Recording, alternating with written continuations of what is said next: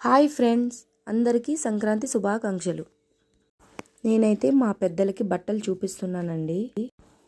మా సైడ్ అయితే పెద్దలు పండక్కి ఇంటికి వస్తారని వారి కోసం మేము తీసుకున్న కొత్త బట్టలన్నీ పసుపు రాసి మూలన పెట్టి చూపిస్తామండి. ఇలా పెద్దలకు చూపించిన తర్వాతనే మేమైతే వాడుకుంటాము. పండక్కైతే కొత్త బట్టలు అయితే ముందుగా మేము వేసుకోమండి. పెద్దలకైతే ముందు చూపించినాకనే మేము వేసుకుంటాము. మా సైడ్ అయితే ఎవరైనా చనిపోతే ఈ సంక్రాంతి పండుగ నాడే పెద్దల్లో కలుపుతారండి. నేనైతే నాకు తెలిసినంత వరకు అయితే చేస్తున్నానండి.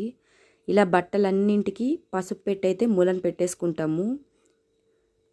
ఆయన అయితే వాళ్ళ ఇంట్లో పెద్దల పేర్లు అయితే చెప్తున్నారు.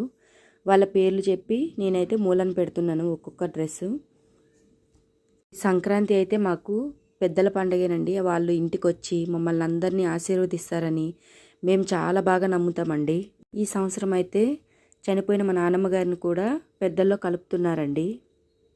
ఊరికైతే మిస్ అయ్యానని ఇక్కడనే నేను మా నాన్నమ్మ గారి పేరు చెప్పి ఒక చీరనైతే నేను చూపించుకుంటున్నాను. అలాగే మేము మా పెద్దల కోసం అయితే అన్నం, పప్పు, కలగూర, పరమాన్నం అయితే చేశానండి.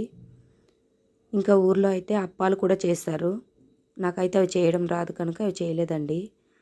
వీటినైతే చేసి పెద్దలకైతే నేను పెట్టుకుంటున్నాను. పెట్టుకున్న తర్వాత నీళ్లు చిలకరించి వాళ్ళందరికీ మేము నలుగురం నమస్కారం చేసుకోవాలండి. మా ఇంటికి రండి అని పిలవాలి. అలాగే చేస్తున్నాము. చేశాక నిండుగా ధూపం అయితే వేయాలండి. ఇంట్లో ఫుల్లుగా మొత్తం ఇంటి అంతటికీ ధూపం వేసి వాళ్ళందరినీ పిలిచి రమ్మని మొక్కుకోవాలి. అలానే మేము చేస్తున్నాము. వాళ్ళకు మొక్కిన తర్వాత కొద్దిసేపు డోర్లు వేసి బయటనైతే కూర్చోవాలండి. ఎందుకంటే పెద్దలు ఇంట్లోకి వచ్చి మేము పెట్టింది వాళ్ళు తింటారని, తిని మమ్మల్ని ఆశీర్వదిస్తారని మేము అలా చేస్తామండి.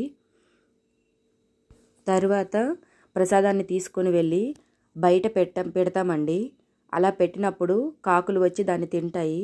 అలా తింటే మా పెద్దలు మమ్మల్ని ఆశీర్వదించాయి అనుకుంటాము. అలా వచ్చి తిన్న తర్వాతనే మళ్ళీ మేము ఇంట్లో వచ్చి తింటాము. అంతవరకు తినమండి. ఇదేనండి మా పండగ. ఎలా ఉంది? మీ ఇంట్లో పండుగను మీరు ఎలా జరుపుకున్నారు? ఒక కామెంట్ చేయండి. నచ్చితే లైక్ చేయండి. బాయ్ అండి.